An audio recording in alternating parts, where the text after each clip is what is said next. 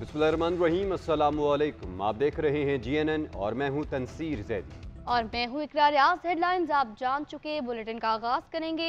धुंध की बात करेंगे। मुल्क के मैदानी इलाके शदीद धुंध की लपेट में। हद निगाह मुतासिर होने पर मोटरवेज को मुख्तलिफ मकामात से बंद कर दिया गया।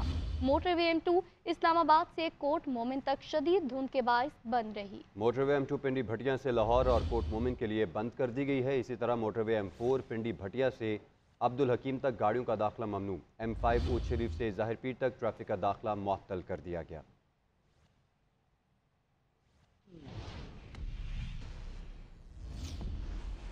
खबरों के सिलसिले को आगे बढ़ाते हैं। आपको बताएं कि तहरीक इंसाफ का बल्ले का इंतखाबी निशान बरकरार रहेगा या नहीं, सुप्रीम कोर्ट का फैसला आज मुतवक्के। इलेक्शन कमीशन की दरख्वास्त पर समाअत होगी। चीफ जस्टिस ने रिमार्क्स दिए, बल्ले का निशान बनता है तो तहरीक इंसाफ को मिलना चाहिए। पेशावर हाईकोर्ट के फैसले में हुक्म है, इलेक्शन कमीशन के काम में मुदाखलत नहीं करेंगे। सुप्रीम कोर्ट ने PTI के इंट्रा पार्टी इंतखाबात का असल रिकॉर्ड तलब कर लिया। सुप्रीम कोर्ट ने अकबर इस बावर से बानी रुकन होने का सबूत भी तलब कर लिया। सुप्रीम कोर्ट का फैसला आज मुतवक्के। इलेक्शन कमीशन की दरख्वास्त पर समाअत होगी। बल्ले का निशान बहाल करने के हवाले से केस सुप्रीम कोर्ट में चीफ जस्टिस काजी फायज ईसा की सरबराही में 3 रुकनी बेंच ने समाअत की। इलेक्शन कमीशन के वकील मखदूम अली खान ने अदालत में मौक़िफ़ अपनाया कि तहरीक इंसाफ के गुज़िश्ता पार्टी इंतखाबात 2017 में हुए थे। पार्टी आइन के मुताबिक तहरीक इंसाफ 2022 में पार्टी इंतखाबात कराने की पाबंद थी। इलेक्शन कमीशन ने पार्टी आइन के मुताबिक इंतखाबात न कराने पर PTI को नोटिस जारी किया, जिस पर जस्टिस मोहम्मद अली मजहर ने कहा कि PTI के आइन में इलेक्शन कमिश्नर की तैनाती का तरीक़ाकार कहाँ दर्ज है। जिस पर वकील मखदूम अली खान ने जवाब दिया कि पहले जमाल अंसारी, बाद में न्याजुल्लाह न्याजी PTI के चीफ इलेक्शन कमिश्नर बने। चीफ जस्टिस काजी फायज ईसा ने कहा कि पार्टी आइन के मुताबिक इलेक्शन कमीशन के बाकी अरकान कौन थे, जिस पर वकील मखदूम अली खान ने जवाब दिया कि चीफ इलेक्शन कमिश्नर के अलावा कोई और मेंबर तैनात नहीं था। PTI के वकील हामिद खान ने कहा कि सुप्रीम कोर्ट करार दे चुकी कि कोई इदारा अपने फैसले के दिफा में अपील नहीं कर सकता। मुतासरा फरीक अपील कर सकता है, इलेक्शन कमीशन नहीं। क्या डिस्ट्रिक्ट जज खुद अपना फैसला कलअदम होने के खिलाफ अपील कर सकता है? चीफ जस्टिस ने कहा कि डिस्ट्रिक्ट जज अदलिया के मातहत होता है, इलेक्शन कमीशन अलग आईनी इदारा है। क्या इलेक्शन कमीशन अपने खिलाफ फैसला आने पर सरेंडर कर दे? चीफ जस्टिस ने हामिद अली खान से इस्तफसार किया कि आपने अकबर एस बाबर को पार्टी से निकाल दिया। चीफ जस्टिस ने कहा कि तहरीक इंसाफ के सेक्रेटरी जनरल कौन है, जिस पर मखदूम अली खान ने कहा कि पहले असद उमर थे,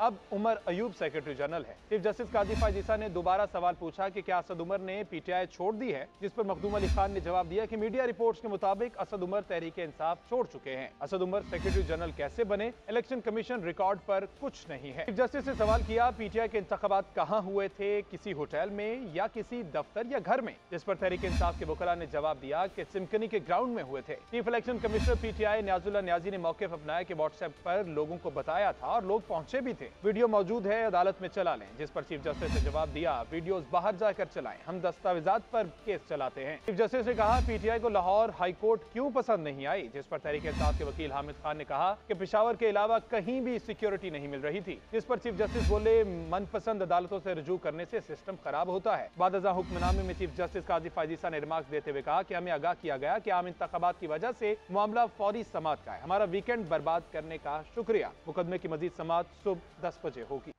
chairman PTI barrister Gohar Ali Khan कहते हैं, हमने बदतरीन हालात में बेहतरीन इंट्रा पार्टी इलेक्शन करवाए। जमहूरियत का तकाजा है हर सियासी जमात का इंतखाबी निशान हो। तहरीक इंसाफ को बल्ले का निशान ना मिला तो दुनिया इलेक्शन को तस्लीम नहीं करेगी। उम्मीद है सुप्रीम कोर्ट जमहूरियत को डीरेल नहीं होने देगी।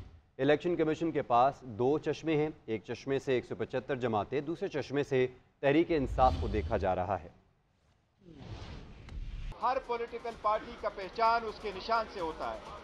जैसे भी है, हमने बेहतरीन इलेक्शन करवाए थे। 175 पॉलिटिकल पार्टी में किसी ने ऐसे इलेक्शन नहीं करवाए, कभी भी नहीं करवाए जिस तरह पाकिस्तान तहरीक इंसाफ ने करवाए थे। लेकिन इलेक्शन कमीशन के पास 2 चश्मे हैं। एक वो जिस चश्मा लगा करके 175 पार्टीज को देखा जाता है, और दूसरा वो जिससे PTI के इलेक्शन को देखा गया है। कभी इलेक्शन कमीशन ने इसी जज्बे के साथ बड़े वकीलों को एंगेज करा करके सुप्रीम कोर्ट नहीं लाया जिस तरीके से हमारे खिलाफ लाता। ये सुप्रीम कोर्ट से हमारा हमेशा तकाजा रहा है कि इलेक्शन कमीशन को डायरेक्शन दी जाए कि free and fair and transparent election कराए। ऐसे सर्कमस्टांसेस में 8 फरवरी के लिए अगर 1000 भी ऑर्डर मौजूद हो के इलेक्शन हो, election free fair and transparent नहीं हुए, दुनिया कभी आपकी इलेक्शन को नहीं मानेगी, आपकी जमहूरियत को कभी तस्लीम नहीं करेगी। अगर इतने लोगों को आप इंडिपेंडेंट करवाएंगे तो आप जमहूरियत का कोई खैर नहीं कर रहे, आप जमहूरियत का जनाजा निकाल रहे हैं। इंशाअल्लाह ताला सुप्रीम कोर्ट से आखिरी वक्त में फिर भी हमें उम्मीद है, सुप्रीम कोर्ट के जैसे भी ऑब्जर्वेशन हो, लेकिन सुप्रीम कोर्ट की आईनी जिम्मेदारी है कि सुप्रीम कोर्ट हर साजिश का मुकाबला करते हुए इंशाअल्लाह जमहूरियत का बचाव करेगी, जमहूरियत को डिरेल नहीं होने देगी,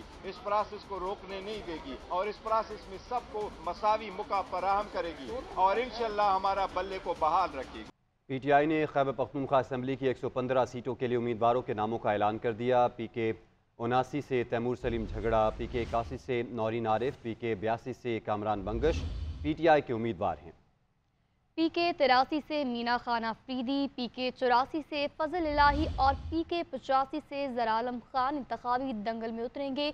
PK 7 सवात से डॉक्टर अमजद, PK 20 से अनवर ज़ेब, PK 31 कोहिस्तान से तहमीना फ़हीम PTI की उम्मीदवार, PK 33 से मोमिना बासित, PK 41 से शकीला रब्बानी, PK 46 से अकबर अयूब खान किस्मत आजमाएंगे। अली अमीन गंडापुर और उनके भाई फजल अमीन गंडापुर PK 112 और PK 113 से उम्मीदवार होंगे। PTI का बलोचिस्तान सूबाई असम्बली की 51 में से 30 नशिस्तों के लिए उम्मीदवारों के नामों का ऐलान। BB 100 गुल खान कुरैशी, BB 8 से जुबैदा खातून, BB 12 से पीर बख्श जामोद PTI के उम्मीदवार होंगे। PB 15 से डॉक्टर परवेज़ अहमद और 30 से सरदार अली अकबर, PB 37 से जुलेखा अजीज़ इंतखाबात लड़ेंगी, PB 42 से इमरान हुसैन हज़ारा, PB 45 से लियाकत लहरी, PB 49 से अब्दुल हई किस्मत आजमाएंगे, PB 50 से जाकिर खान तरीन, PB 51 से जलाल अचकजई नुमाया उम्मीदवारों में शामिल हैं। इसी तरह PTI की जानिब से बलूचिस्तान की सूबाई असम्बली की 21 नशिस्तों पर उम्मीदवारों का ताहाल फैसला ना हो सका। मुस्लिम लीग नून ने लाहौर से पार्टी टिकट्स जारी कर दिए। इस्तेहकाम पाकिस्तान पार्टी के साथ सीट एडजस्टमेंट के मामलात भी तय पा गए। अयाज सादिक NA 120 और शेख रुहेल NA 121 से इलेक्शन में हिस्सा लेंगे। हाफिज मोहम्मद नुमान को NA 129 की टिकट जारी की गई। अलीम खान NA 117 शादरा लाहौर से इलेक्शन लड़ेंगे। शहबाज शरीफ, मरियम नवाज, हमजा शहबाज बैक वक्त कौमी और सूबाई नशस्त के लिए मैदान में उतरेंगे।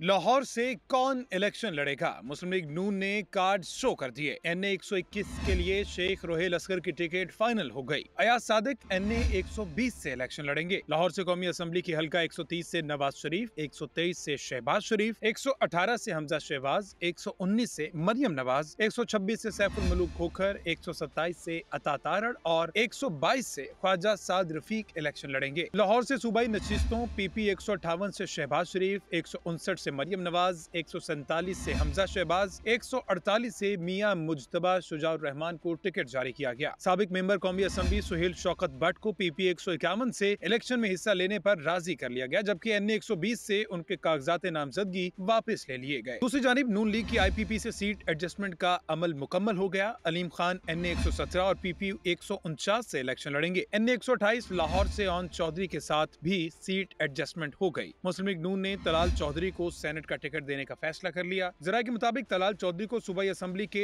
2 हलकों की टिकटें देने का भी फैसला किया गया। PP 101 पर तलाल चौधरी के वालिद मोहम्मद अशरफ चौधरी और PP 100 से तलाल चौधरी नामजद खान बहादुर डोगर इलेक्शन लड़ेंगे।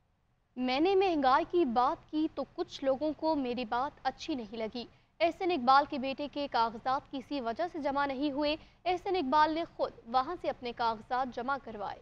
मुस्लिम लीग नून के नाराज रहनुमा दानियाल अजीज़ की प्रोग्राम व्यू पॉइंट में एंकर समीना पाशा से गुफ्तगू। कहा गया, इतनी कुर्बानियाँ देने के बाद भी एक टिकट नहीं मिलती तो इलेक्शन नहीं लड़ता। ऐसे मामलात में पार्टी मजबूर हो जाती है ना। उस पे आते हैं कि पाकिस्तान में जो महंगाई की इस वक्त शरह है वो गरीब आदमी तो मिट गया है, पिस गया है। ये अहम वक्त ये है कि पाकिस्तान में जितनी भी सियासी जमातें और ये इलेक्शन भी 2024 का, ये सारे के सारा महंगाई की वजह से गिना जाना है कि जो लोग बराजमान थे मुख्तलिफ ओहदों के ऊपर, जो उनकी जिम्मेदारी थी ये बच्चे की जुबान पे लाना कि ये महंगाई का जिम्मेदार कौन था और ये कैसे हुई, वो फेल हो गए बुरी तरह। मेरी मुलाकात करवाई गई थी एहसन इकबाल साहब के साथ जमात की तरफ से सीनियर लीडरशिप के सामने, तो उस वक्त ये बात ज़ेर बहस आई थी। बात ये मेरे ख्याल में कि जो ये महंगाई का इशू मैंने उठाया, तो ये कुछ लोगों के ऊपर नागुज़ीर गुजरा और उसमें जो है उन्होंने धमकी दी कि जी मैं फिर सीट छोड़ देता हूँ, मुझे ज़रूरत नहीं है, मैं रिटायर हो जाता हूँ। ये उन्होंने मजबूर करके अपनी पार्टी को ये फैसले करवाया। एक शख्स को अपने खानदान पालने के लिए उसने पूरी जमात को इस जिले में भौचाल की नजर कर दी है और उस सीट को जीतने के लिए फिर जो PP 55 है वहां पर भी एक ऐसा कैंडिडेट दे दिया जो जीतने के काबिल नहीं है। तहरीक इंसाफ ने इंतखाबी दंगल के लिए खिलाड़ी मैदान में उतार दिए। लाहौर के हल्का NA 130 से डॉक्टर यास्मीन राशिद नून लीग के कायद नवाज शरीफ के मद्दे मुकाबिल होंगी। NA 123 में अफजल अजीम एडवोकेट शहबाज शरीफ के खिलाफ इलेक्शन लड़ेंगे। लाहौर NA 118 में आलिया हमजा और हमजा शहबाज, NA 122 में लतीफ़ खोसा और ख्वाजा साद रफीक में मुकाबला होगा। NA 127 में जहीर अब्बास खोकर नून लीग के अता तारड़ और chairman peoples party Bilawal Bhutto के खिलाफ मैदान में होंगे। फैसलाबाद NA 100 में राना सनाउल्लाह के मुकाबले में निसार जट को मैदान में उतारा गया। तहरीक इंसाफ ने अवामी लीग के सरबराह शेख रशीद और उनके भतीजे शेख राशिद शफीक के खिलाफ भी उम्मीदवार मैदान में उतार दिए।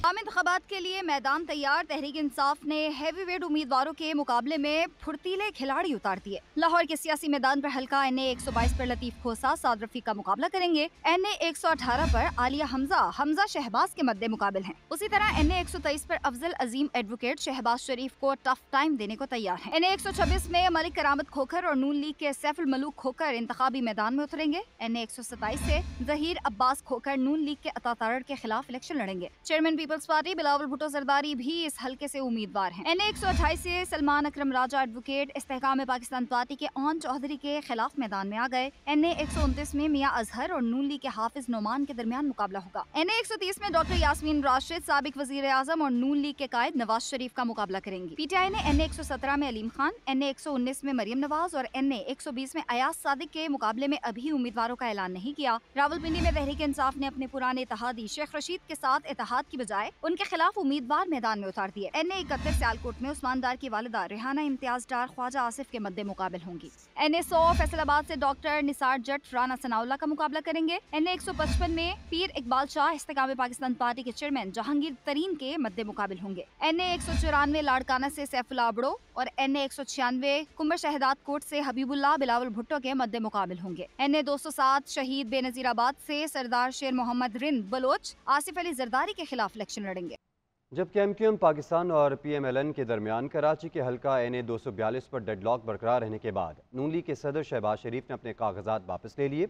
दूसरी जानिब MQM ने अपने उम्मीदवारों के नामों का भी ऐलान कर दिया।